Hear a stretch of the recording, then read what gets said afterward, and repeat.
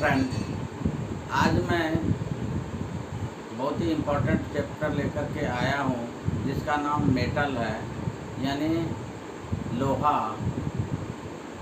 Metal एक खनिज पदार्थ है जिस पर इंजीनियरिंग के सभी काम आधारित होते हैं और यह खनिज पदार्थ जो है हमें खान से प्राप्त होता है, आयरन ओर के रूप में प्राप्त होता है और उसका फिर हम फर्नेसों में, ब्लास्ट फर्नेस, कपला फर्नेस इत्यादि फर्नेसों में शुद्धिकरण किया जाता है। क्योंकि आयरन ओर से जो प्राप्त लोहा होता है उसमें बहुत सारी अशुद्धियाँ मिली रहती हैं और उस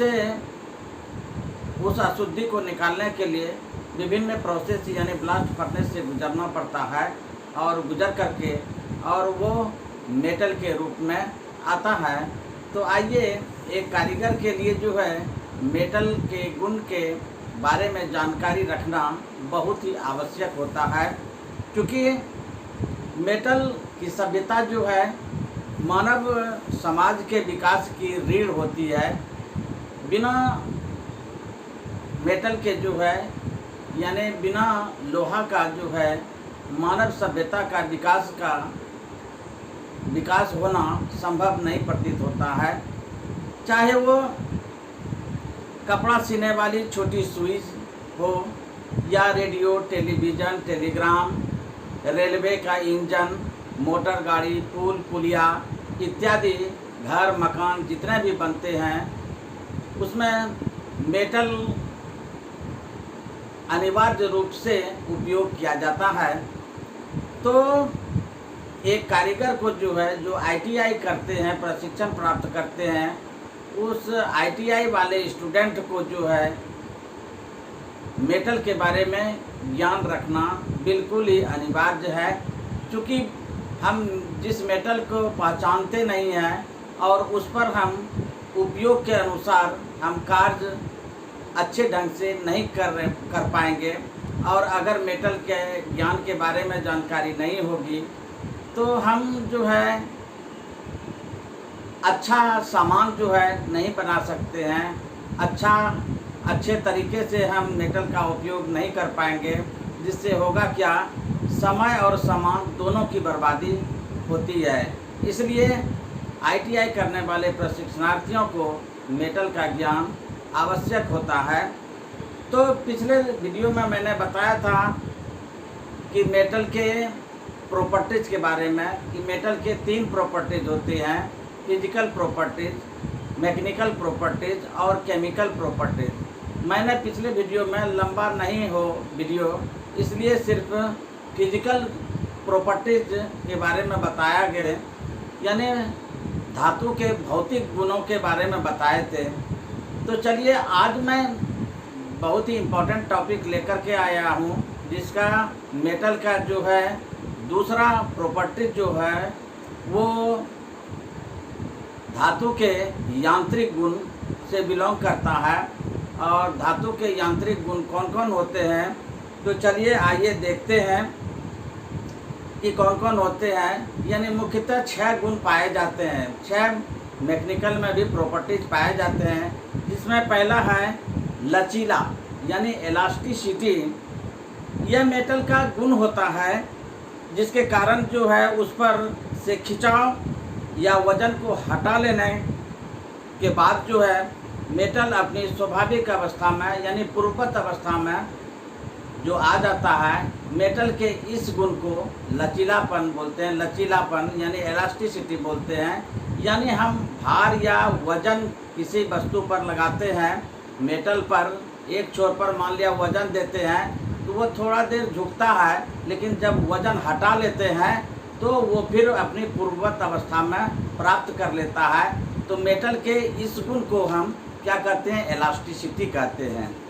तो अच्छे से और ध्यान से सुनिएगा तो आपको बहुत ही समझ में आएगा। अब इलास्टिसिटी में भी 2 तरह के होते हैं, एक यील्ड पॉइंट होता है और दूसरा परमानेंट सेट होता है।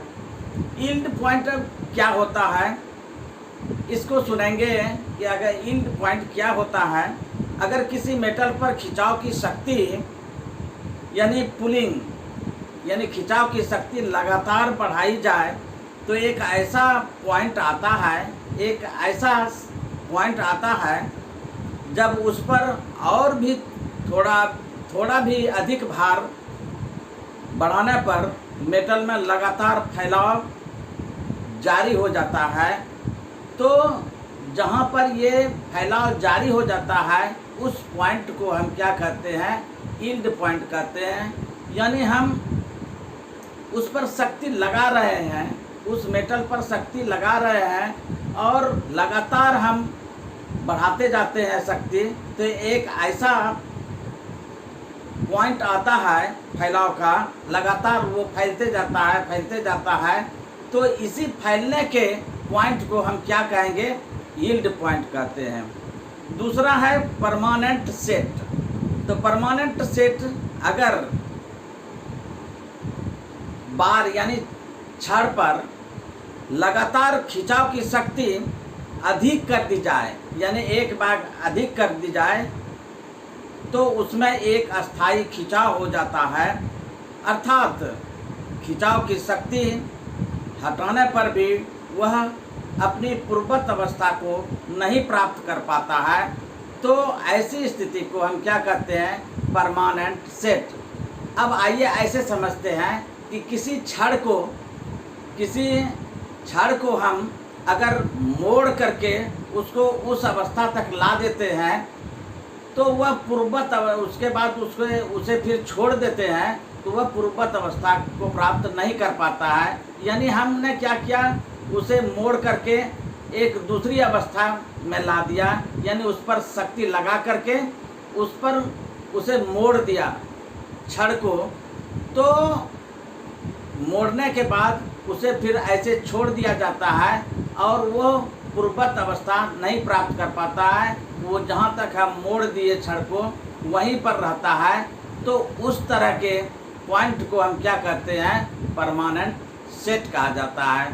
तो ये हुआ इलास्टिसिटी कि इलास्टिसिटी, पहला तो हमने लचीलापन का देखा कि इलास्टिसिटी क्या होता है। किसी भी छड़ पर हम यदि भार या वजन लगाते हैं या शक्ति लगाते हैं और पुनः वह वजन या शक्ति को हटा देते हैं तो वह पूर्ववत अवस्था को प्राप्त कर लेता है। तो इसमें भी दो तरह के होते हैं। अब आइए, ये तो इलास्टिसिटी हो गया। अब नेक्स्ट आइए टीनेसिटी है। तो अब टीनेसिटी क्या होता है, यह मेटल का गुण होता है। टीनेसिटी भी एक मेटल का गुण होता है जिसके कारण उस पर खिंचाव शक्ति यानी पुलिंग फोर्स देने पर यह टूटता नहीं है, अर्थात खिंचाव शक्ति को बर्दाश्त करता है। यानी आप देखे होंगे किसी भी छड़ में अगर हम उसमें पुलिंग पावर देते हैं, पुलिंग फोर्स देते हैं, यानी खींचते हैं उसे, तो क्या होता है, जल्दी ये टूटता नहीं है। तो इसी के कारण मतलब वो छड़ जो है वो शक्ति को बर्दाश्त करता है और इसी को हम क्या कहते हैं, टीनेसिटी कहते हैं। यानी जो बर्दाश्त करता है जिस पॉइंट पर, उसी को हम क्या कहते हैं, टीनेसिटी कहते हैं। यानी उस पर भार लगाना या वजन लगाना या शक्ति लगाने से वह टूटता नहीं है, तो उसी को हम क्या कहते हैं, टीनेसिटी कहते हैं। इसमें भी तीन तरह के होते हैं। पहला है टेंसाइल स्ट्रेंथ। तो टेंसाइल स्ट्रेंथ क्या होता है, आइए जानते हैं। उस अधिकतम खिंचाव की ताकत की जितना भी कोई मेटल बर्दाश्त कर सकता है, जितना हम उस मेटल को खींचते हैं और उतना तक वो बर्दाश्त करता है, अर्थात जिस पर कोई मेटल टूटता नहीं है, उसे हम क्या कहेंगे, टीनेसिटी का जो है टेंसाइल स्ट्रेंथ कहा जाता है। उसे क्या कहा जाता है, टेंसाइल स्ट्रेंथ कहा जाता है। दूसरा है ultimate tensile strength. Ultimate tensile strength क्या होता है, आइए जानते हैं। उस अंतिम खिंचाव की ताकत यानी पुलिंग फोर्स को जिस पर मेटल बिल्कुल टूट जाता है, उस मेटल का अल्टीमेट टेंसाइल स्ट्रेंथ मतलब उसे ही कहा जाता है। यानी जितना हम फोर्स लगाए उस फोर्स पर जो है वह मेटल टूट जाता है, तो उसे हम क्या कहते हैं, अल्टीमेट टेंसाइल स्ट्रेंथ कहते हैं। नेक्स्ट आइए फैटिग रेजिस्टेंस। फैटिग रेजिस्टेंस यह भी मेटल का एक गुण होता है जो उसे लगातार अंतिम शक्ति पर भी अकस्मात टूटने से रोकता है। अगर हम भार लगा रहे हैं, उसे खींच रहे हैं, पुलिंग फोर्स दे रहे हैं, तो एक अंतिम स्थिति ऐसी आ जाती है फोर्स लगाने के बाद भी कि अब इससे अधिक और लगेगा फोर्स तो वह टूट सकता है, लेकिन वो टूटने से रोकता है, तो उसी को कहते हैं हम फाइटिंग रेजिस्टेंस। नेक्स्ट आइए कड़ापन यानी हार्डनेस। पहला हो गया धातु के प्रॉपर्टीज में पहला गुण हो गया लचीला, दूसरा हो गया टीनेसिटी और तीसरा होगा आपका कड़ापन यानी हार्डनेस। तो हार्डनेस क्या है, यह भी मेटल का एक गुण होता है जिसके कारण वह आसानी से घिसता, कटता या टेढ़ा नहीं होता है। यानी आसानी से वह घिसता, टूटता और टेढ़ा नहीं होता है तथा दूसरे पदार्थों को काटने में सक्षम होता है, यानी दूसरे पदार्थों को वह काटता है। मेटल में कड़ापन का गुण एक समान नहीं होता है, सभी मेटल में यह गुण काटने का समान नहीं होता है। जो मेटल जिस मेटल पर खरोच पैदा करता है, जो मेटल जिस मेटल पर खरोच पैदा कर देता है या काटता है, वह मेटल खरोच लगने वाले मेटल की अपेक्षा कड़ा समझा जाता है। जैसे रॉट आयरन तांबे पर खरोच पैदा कर सकता है, जैसे कि रॉट आयरन है या माइल्ड स्टील है, वह तांबे पर क्या करता है, खरोच पैदा कर सकता है। कि रॉट आयरन की कि तांबे की अपेक्षा जो है रॉट आयरन अधिक कड़ा और स्टील की अपेक्षा कम कड़ा अर्थात मुलायम होता है। तो ये आपने कड़ापन देखा, यानी हार्डनेस एक मेटल का गुण होता है जो कि सभी मेटल में समान रूप से नहीं पाया जाता है। इससे हार्डनेस होने से क्या होता है कि जल्दी यह घिसता, टूटता और कटता नहीं है। यह दूसरे मेटल को काटने का भी काम कर सकता है, यानी कड़ा होने के कारण ये दूसरे मेटल को भी काटने का काम कर सकता है, दूसरे मेटल पर खरोच पैदा कर सकता है। जैसे एग्जाम्पल के लिए ले लीजिए कि तांबे पर जो है रॉट आयरन खरोच पैदा कर सकता है। तो इससे समझेंगे क्या कि तांबे की अपेक्षा जो है रॉट आयरन अधिक कड़ा है। तो इसी को हम क्या कहते हैं, हार्डनेस कहा जाता है। चौथा है चिमड़ापन। चिमड़ापन यानी टफनेस। अब आइए कि टफनेस क्या होता है। यह भी मेटल का एक बहुत बड़ा गुण होता है जिसके कारण वह टेढ़ा करने या ऐंठते समय टूटता नहीं है। अब किसी भी आप एग्जांपल के लिए ले सकते हैं कि सरिया बांधने वाला, जैसे हम अपने छतों की ढलाई करते हैं या पिलर खड़ा करते हैं, तो उसमें जो है हम क्या करते हैं, छड़ बांधने वाला वायर लाते हैं बांधने के लिए, छड़ को बांधने के लिए।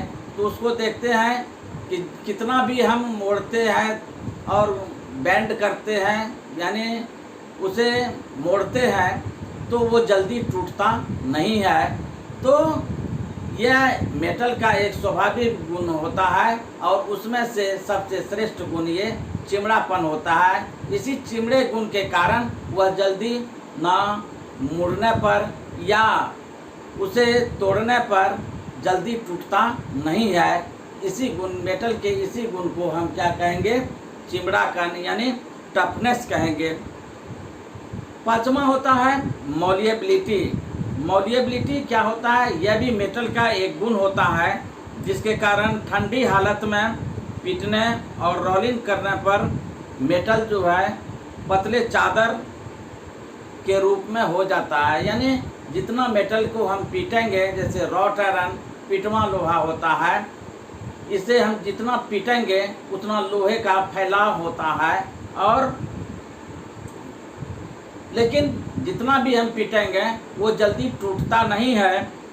तो यानी ठंडी हालत में इसे पीटने पर वह जल्दी टूटता नहीं है। और इससे एक बार हम जानते हैं कि मॉलिएबिलिटी क्या होता है। यह भी मेटल का एक बहुत ही इम्पोर्टेंट गुण होता है, जिसके कारण ठंडी हालत में भी पीटने और रोलिंग करने पर मेटल पतले चदरे के रूप में हो जाता है, लेकिन टूटता नहीं है। जैसे कि तांबे को ठंडी हालत में भी पीटकर पतला चदरा बनाया जा सकता है, इसीलिए तांबे को मॉलिएबल मेटल कहा जाता है। और यह सोना में यह गुण जो है मॉलिएबिलिटी का बहुत अधिक पाया जाता है कि जितना भी पीटेंगे सोना का चदरा उतना पतला होते जाता है, लेकिन जल्दी वह टूटता नहीं है। नेक्स्ट और लास्ट आइए डक्टिलिटी। डक्टिलिटी क्या होता है आइए जानते हैं। मेटल का यह भी बहुत ही इम्पोर्टेंट गुण होता है, जिसके कारण उसे खींचकर पतला तार बनाया जा सकता है, लेकिन वह टूटता नहीं है। मेटल के इस गुण को ही हम क्या कहते हैं, डक्टिलिटी कहा जाता है। जैसे कि यह गुण प्लेटिनम में बहुत अधिक पाया जाता है। प्लेटिनम में जो है यह गुण बहुत अधिक पाया जाता है। तो ये था मेटल के प्रॉपर्टीज के यांत्रिक गुण। यानी मेटल के आज हम लोगों ने सीखा कि मेटल के प्रॉपर्टीज के यांत्रिक गुण के बारे में हम लोगों ने सीखा। और इससे हम आगे वीडियो में हम जानेंगे कि आगे का फेरस मेटल और नॉन फेरस मेटल यानी मेटल के ग्रुप के बारे में पढ़ेंगे। ताकि वीडियो इसीलिए मैं बाद वीडियो में बताऊंगा, क्योंकि कि वीडियो लंबा ना हो जाए। तो मेटल के यांत्रिक गुण के साथ ही जय हिंद, जय भारत।